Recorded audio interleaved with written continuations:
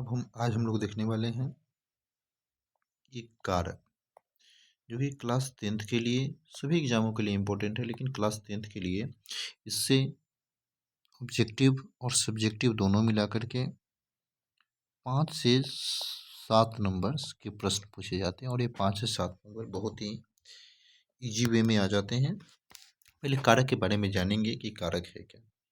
यह कारक शब्द का शाब्दिक अर्थ है करने वाला, अर्थात क्रिया को पूरी तरह करने में किसी न किसी भूमिका को निभाने वाला।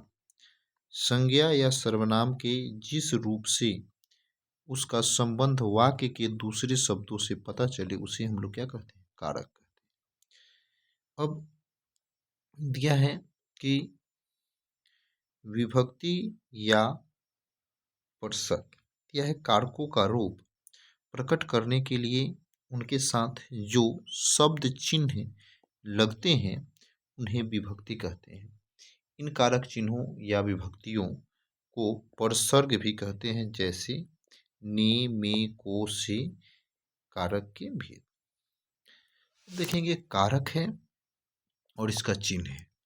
तो कर्ता जिसका चिन्ह है ने, कर्म को, करण से, द्वारा होगा, क्या होगा, द्वारा।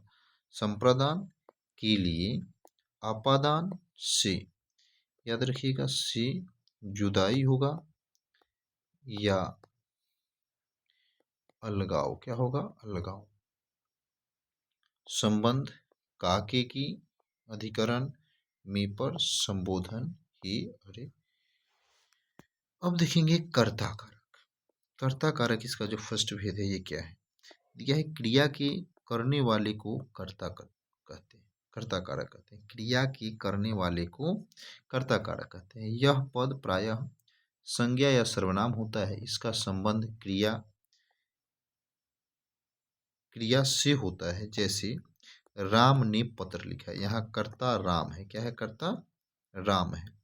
कर्ता कारक का प्रयोग दो प्रकार से होता है। प्रसर्ग सहित, जैसे राम ने पुस्तक पढ़ी। यहाँ कर्ता के साथ ने प्रसर्ग है, क्या है, ने प्रसर्ग है। भूतकाल की सकर्मक क्रिया होने पर कर्ता के साथ ने प्रसर्ग लगाया जाता है। अब हम लोग देखेंगे प्रसर्ग रहित। यह है क, भूतकाल की अकर्मक क्रिया के साथ प्रसर्ग ने नहीं लगता, जैसे राम गया, मोहन गिरा। वर्तमान और भविष्य काल में प्रसर्ग का प्रयोग नहीं होता है, जैसे बालक लिखता है, ये वर्तमान है। भविष्य में रमेश घर जाएगा। अब आएगा कर्म कारक, दूसरा कर्म कारक। यह जिस वस्तु पर क्रिया का फल पड़ता है, संज्ञा के उस रूप को हम लोग कर्म कारक कहते हैं। यानी कि जिस वस्तु पर क्रिया का फल पड़े उसे हम लोग कर्म कारक कहेंगे। इसका विभक्ति चिन्ह को है, क्या है, को है। जैसे राम ने रावण को मारा। यहाँ मारने की क्रिया का फल रावण पर यानी कि संज्ञा पर पड़ रहा है। उसने पत्र लिखा। यहाँ लिखना क्रिया का फल, लिखना जो है वह क्रिया है, लिखना क्रिया है। लिखना क्रिया का फल पत्र पर पड़ रहा था। पत्र जो है कर्म है, क्या है, पत्र जो है कर्म है।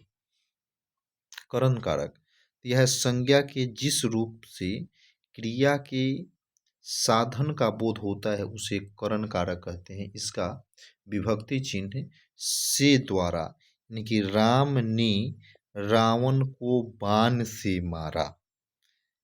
राम ने रावण को बाण से मारा।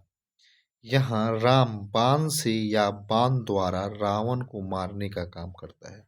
यहाँ बाण से करण कारक है। संप्रदान, इस संप्रदान का अर्थ है देना, जिसमें कुछ दिया जाए या जिसके लिए कुछ किया जाए उसका बोध कराने वाले संज्ञा के रूप को संप्रदान कारक।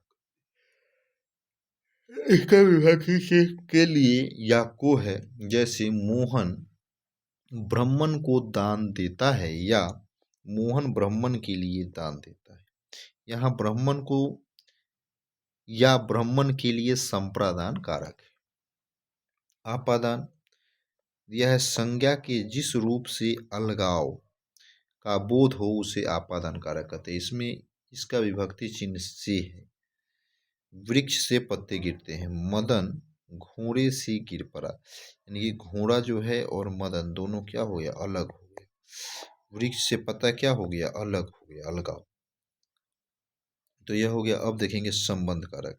दिया है संज्ञा या सर्वनाम के जिस रूप से उसका संबंध वाक्य की दूसरी संज्ञा से प्रकट हो उसे संबंध कारक कहेंगे। जैसे प्रसर्ग में नाना ने जो होगा, राजा दशरथ का बड़ा बेटा राम है। राजा दशरथ का बड़ा बेटा राम है। राजा दशरथ के 4 बेटे हैं। राजा दशरथ की 3 रानियां थी। यह है विशेष। यह संबंध कारक की यह विशेषता है कि उसकी विभक्ति का, की संज्ञा लिंग वचन के अनुसार बदलती है। जैसे लड़के का सिर खुद रखा दुख रहा है, लड़के के पैर में दर्द है, लड़के की टांग में चोट है। अधिकरण। यह अधिकरण का अर्थ आधार या आश्रय है। संज्ञा या सर्वनाम के जिस रूप से क्रिया के आधार यानी कि स्थान, समय, अवसर आदि का बोध हो उसे अधिकरण कारक कहते हैं। इस कारक के विभक्ति चिन्ह में, पे, पर। जैसे उस कमरे में 4 चोर थे, मेज पर पुस्तक रखी थी। संबोधन शब्द के जिस रूप से किसी को संबोधित किया जाए या पुकारा जाए उसे संबोधन कहते हैं। जैसे हे, अरे का प्रयोग किया, जैसे हे प्रभु क्षमा करो, अभी बचाओ, शांत हो जाओ। तो यह कारक जो चिन्ह है ये देखिए, ये 5 से 7 नंबर के सभी एग्जाम में पूछे जाते हैं और बहुत ही इंपॉर्टेंट है।